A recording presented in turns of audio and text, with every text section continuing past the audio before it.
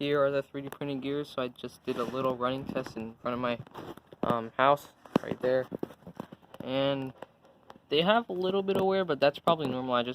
The mesh was a bit off, but it's just really little wear. Like you can see on here, it's like right in the split down the middle. There's like a little bit of wear. I think the print was just kind of inaccurate, so that's why it was kind of like that. But yeah, runs nice, really good. I'll show you a running video right now. So switch down right there.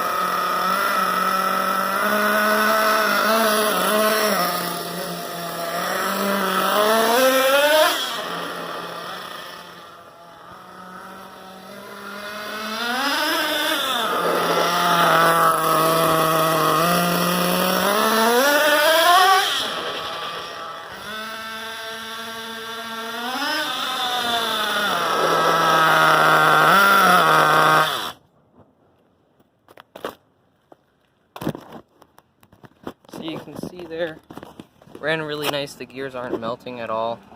Oh, okay, there we go. Got it focused. So the gears have almost no wear. They seem to be really good. I did notice the second gear, the one on the left, hold on, it's not focusing, sorry, was a little bit, this side, hold on, let me try to find it. So this spot right here was a little bit thinner than the rest of the gear, so it was just kind of a little bit less wide. But that's just probably the 3D printing. I took it off too early and it just warped it.